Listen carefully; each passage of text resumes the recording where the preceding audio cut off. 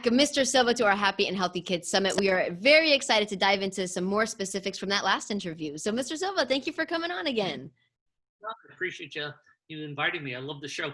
Yes. Okay. So one of the first questions is, what do you think the best way is that we can actually motivate our kids? I think it really goes back into being positive with our kids, becoming good finders. I got this a little when we were talking the first time. When I meet good finders, we start looking for things that our kids just do good naturally, and we build on them. We try to be really specific. Now, this could be something to do with character. So the child takes out the garbage. You don't have to talk to him and go, hey, Stephen, I'm just so proud of you for taking out the garbage today. It just shows me a lot about your character because I didn't ask you to do it. You did it on yourself. When we do that, that's called self-discipline. And it's such an important quality. When you have self-discipline, you're going to go farther in everything you do because people don't have to tell you what to do. You did it on your own. So that would be, I'm catching my child being good as a character trait. Maybe I catch him being polite. So now all of a sudden, now my child opens the door for someone. I go, hey, Stephen, I just got to tell you, you're probably one of the most polite kids that I know. I know you're my son and everything. I'm really proud of you. But when you take responsibility to open a door for someone else, it really just shows that you have a lot of respect for other people. And I'm so proud of you. So now you took like a behavior quality and you did a character quality. You may catch him, he's doing some type of exercise. Stephen, you're doing that exercise. Say, why were you exercising on your own? I just have fun doing it. It's all about becoming strong. You're going to become strong. You're going to become fast. You do great at other sports. I'm so glad you took that initiative. So now you're talking about different things, but it's catching kids doing something good. It could be character, it could be behavior, it could be attitude, it could be some type of fitness. You caught him eating an apple, and so now part of this is being healthy. I caught him taking an apple instead of candy. Hey, I can't believe what I just saw. It's so it's all being specific. So if you want to see some type of behavior, you have to really share with that child that this is a behavior that you think is important for growing up. It's a good behavior. It's going to make him into a good child or young adult, and you're very proud of him for taking these type of actions. Nice. So if we're going to motivate them being healthy, motivate them being safe, being physically fit, it's all identifying behavior. Right. In my book, I talked about teaching benefits. And right now, when we're talking about getting this, we're talking about teaching benefits. And there's 3 ways to do it. You could sit down and say, okay, Stephen, I'm going to talk to you about perseverance and just give him a lesson. So you're just sharing something. So that's teaching something. Another thing is have them experience it. So now experiencing that, okay, I'm going to ask you to do this. Now you experience it and you're getting them involved. And the other type I really like is just catching them doing it. You're catching them do it because now you've already got it. You may not have it to the level that you wanted to become president of the United States, but you've got it. So now it's just as far as developing it. That's awesome. Yeah, being specific is really key. And how can we prevent kids from developing negative behaviors? By bombarding them with positive behaviors. No, it's true. I studied with Tony Robbins a while back, and I mentioned this in the first interview we did, that 80% of the kids going to first grade have high self-esteem, and only 20% have high self-esteem when they go to third grade. So it's a complete flip-flop.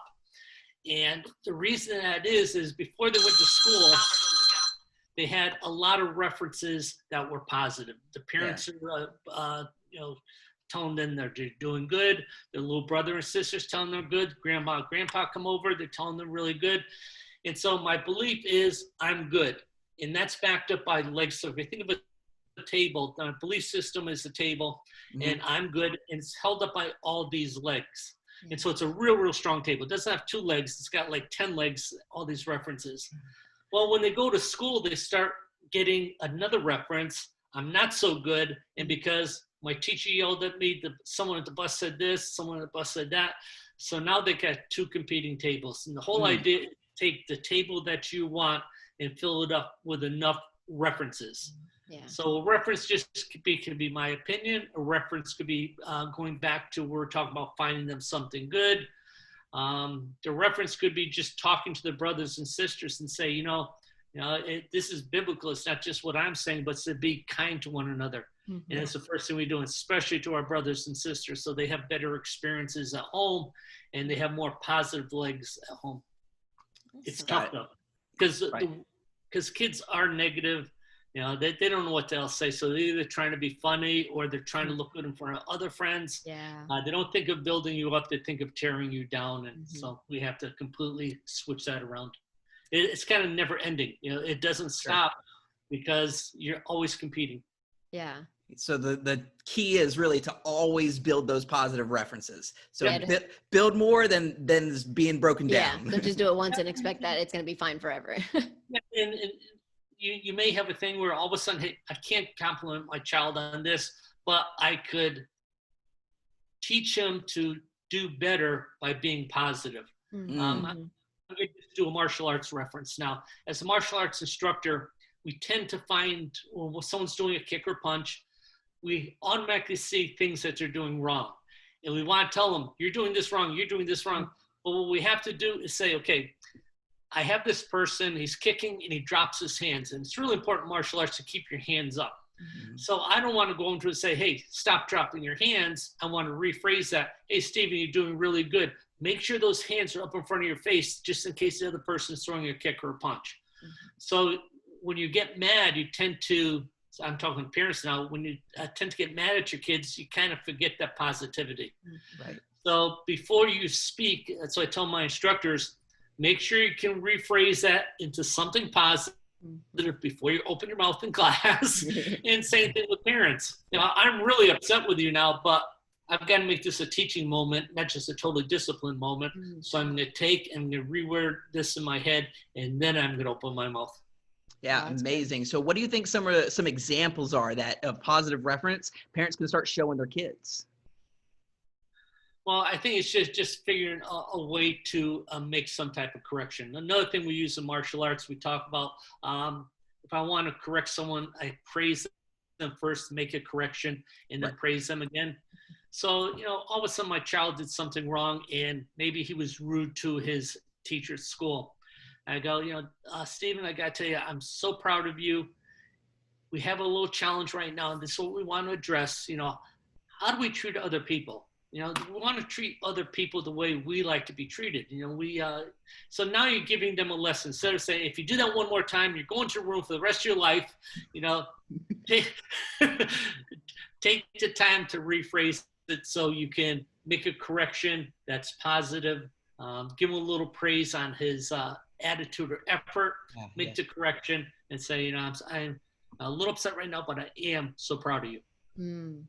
So everything has to be turned from just like getting what you want immediately and making it a teaching moment.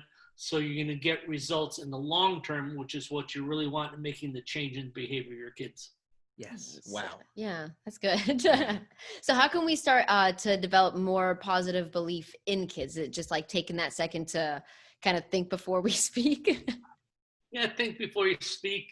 I think a lot of things is what they watch and what they see. So, before I just let my child watch a movie or something, I'm going to make sure it's positive and age appropriate. I'm going to pick out books that have good moral stories. As you know, I'm a Christian. I'm a really big believer into taking my child to church and to start at a really young age. And so he has a good chance to be around people that are positive and people that are using the Bible as a way of modeling their life. Yeah. So when you start thinking the two most important commandments is love God and we'll love one another. If everyone just loved one another, you wouldn't have the rest of the commandments because you're not going to lie, do this and that. So I think church is a really important part. And again, filling your kids with positive readings, pick up books, read the books with them so you can kind of add your thoughts. Yeah. I think it's really important. Yeah, that is awesome. So, as we wrap things up with our All Access Pass interview, do you have any final thoughts that you want to share with parents? I'm a martial artist, so I just love martial arts. Oh, yeah. I would tell all parents that put their kids in martial arts school. Because the important thing about martial arts, it's a character development program. Yes. Learning to defend yourself, punch, block, and kick just happens to be a byproduct of being a really good kid. Yeah. When we start talking about the role models of instructors and black belts, well, I'm going to church because my pastor's a good role model. And when I do my exercise, my punching, blocking, kicking, I'm getting healthy. I also have real good role models. I have people that are going to become good fighters because that's part of martial arts. I'm having people that are helping my parents or teaming up with my parents because they want the same thing for my kids as I do for my kids. Yeah. They want them to have be nice to one another, be respectful, be courteous to each other, be patient. So take them to martial arts, even if it was just 1 year. I won't take them less than 1 year, but I would make a commitment. So, okay, I want 1 year of martial arts. And I know you have another program about safety, but martial arts is just adding to that other segment. So they're happy because they're meeting friends, they're socializing, they feel real good about themselves. They're healthy because of all this exercise and learning how to eat right. And they're going to be safe. I mean, what parents doesn't want those 3 things for the kids? So yeah, get them into martial arts. I don't have a martial arts school, so I'm not trying to sell something for myself. But being in Florida, I say kids need 2 things. They learn how to swim because everyone has water in the backyard, and they have to learn martial arts. I mean, those are 2 things that I want for my kids that they have to do. Right. That's awesome. That's really great, Adam. I mean, I know that martial arts has transformed our lives. So, yes. So that's amazing. So, Mr. Silva, thank you again for joining us on our Happy and Healthy Kids Summit. We really do appreciate your time on here. My pleasure. Thank you.